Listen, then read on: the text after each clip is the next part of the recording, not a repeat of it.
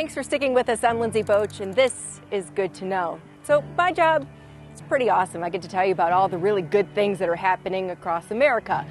Not everyone's able to do their jobs, though, but they're finding creative ways to make ends meet and give back. Nate Stevens never expected to be here. He never prepared for this. And I'm used to a little bit of chaos day in and day out. A chaos he's made a career out of. Tattooing is everything to me. Nate stopped doing tattoos on March 12th, just as the COVID-19 crisis was ramping up. But in the whole scheme of things, we're not important to the rest of the world. We don't provide a meaningful service in terms of continuing to carry society. So if we're put on the back burner for a while, I understand that. And Nate turned his kitchen table into his workspace. If I'm not tattooing someone, no money's coming to our family. So t-shirts were my solution. Still creating, but in a different way. It's called the Rose of No Man's Land. There's a rose that grows in no man's land. During World War I, it was a French song.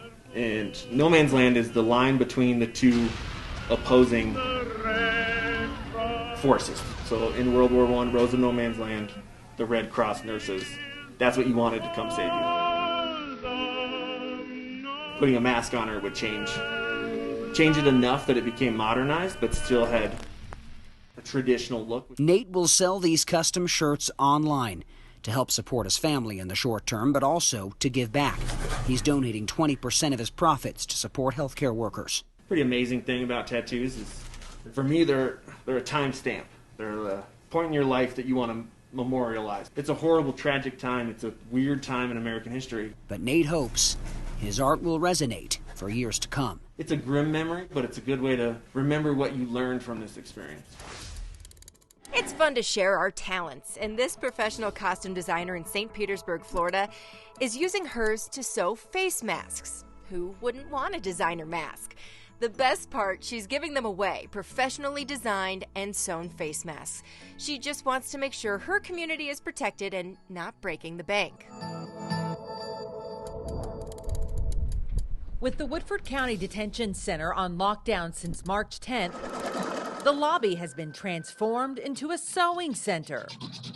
Inside, a group of 9 inmates, normally out on work release, are busy making masks for anyone who needs one. Luckily, my kitchen manager, she used to have a sewing shop. So she had tons of material, sewing machines, an embroidery machine, and so it just grew from that little idea. Jailer Michelle Rankin says most of the fabric came from donated clothing they couldn't use.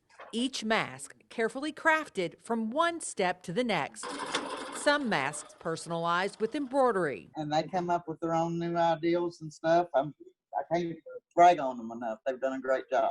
I was out of practice, and thanks to Linda, she kind of fed me the skills back. One of my sergeants asked if we could put an N95 filter, and I did have the mask.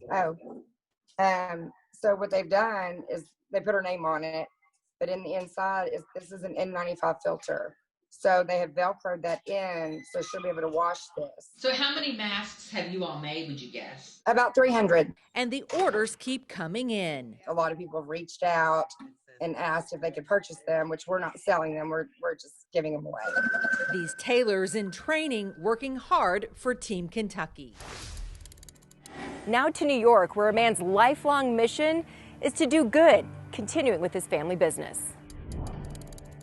5 generations of a family business. People don't last that long with the same family. My grandfather was the master pizza maker, but he taught my father. Joseph Miliucci's dying wish on April 6th was a request to his daughter Regina, keep Mario's restaurant going on Arthur Avenue. I promised him that morning that I would,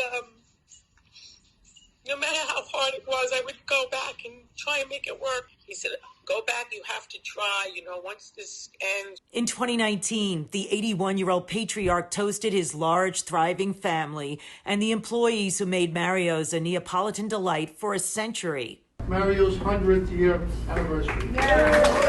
He was the heart and soul. On Christmas, he always had a big table set up. He also invited those who didn't have anywhere to go, and there would always be a seat open for someone. Although the restaurant is iconic, Joe's father, the original Mario, turned down a chance to be part of movie history when he said no to having Al Pacino carry out a hit job from The Godfather inside his place. He said that he didn't want that astigmatism of somebody getting killed in his restaurant. Miliucci told the story at the annual Italian Heritage Lunch last fall. He loved his annual fishing trips on Columbus Day. He got sick shortly after St. Patrick's Day. Granddaughter Lauren is a nursing student at White Plains Hospital who was allowed to visit. He wanted me to take a picture that said, "I love you," and he wanted me to show everyone how much he loved them. Lauren was able to hold his hand for a time. He is older and he's 6'2" and he's big, but he was scared and vulnerable and he just wanted someone to hold his hand. Near the end, Joe Miliucci told his family he didn't want a ventilator and was able to FaceTime with all of them. He kept writing notes to daughter Regina about things that needed to be done. His mind did not want to shut off. When he promised me he would be there with me, he would be there with me to help me. I would feel his presence. And I said, "Okay, Dad."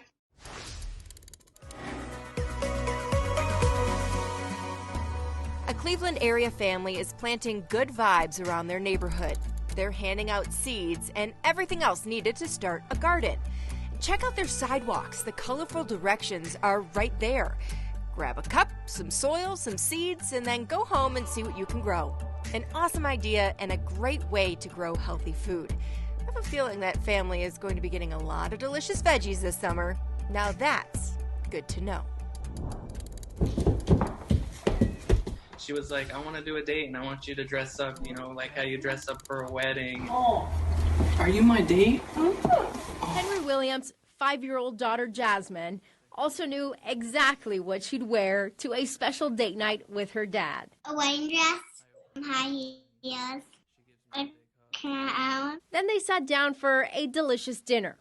Her dad made sure that everything was perfect. Pulling out the chair for her, you know, showing her how, you know, basically a guy should, you know, treat a lady or a young woman. Take notes, gentlemen. Her favorite part of the night? He gave me the roses. With the help of Mom, they were able to record this special night. He hopes their video will inspire you to find joy right where you are. Find something to bring you some happiness, and I'm sure a lot of us have happiness in our homes, and we just, at times like this that everybody's stressed out and worried, you know, we need to try and be happy and live with what we have. Thank you for all these wonderful things. I hope the coronavirus is gone, and amen. Love you, Daddy. Finally, the family workout that'll have you laughing and sticking together. Got my own little gym in the backyard. For the last couple of weeks, I try to hit the gym like quite often. Working out has taken a little extra creativity. Right here I have sets of bands. From bands, come right here, to a fence. do some lower back. Samuel has pretty much used it all. Oh yeah, even his mom. He's just, "Mom, I need you," and I think he'd think I'm fat. It's not your typical squat, lunge, press, or push-up. If you can't like get a good workout from it, at least you get a good laugh from it, you know, and bond that way. And of course, it does not always go as planned. But it's bringing them together. It's about like being closer to your family, you know. You kind of don't have a choice, you know. One rep at a time. We connect like better than ever. We always good friends, but it's like we have more time to do things together. It's really fun. A lot of laughs from that family. Well, we've had a lot of good news from all across the country, and hopefully we've inspired you to spread some cheer in your community. Some of your talents might help make somebody's life a little bit more positive. And isn't that good to know?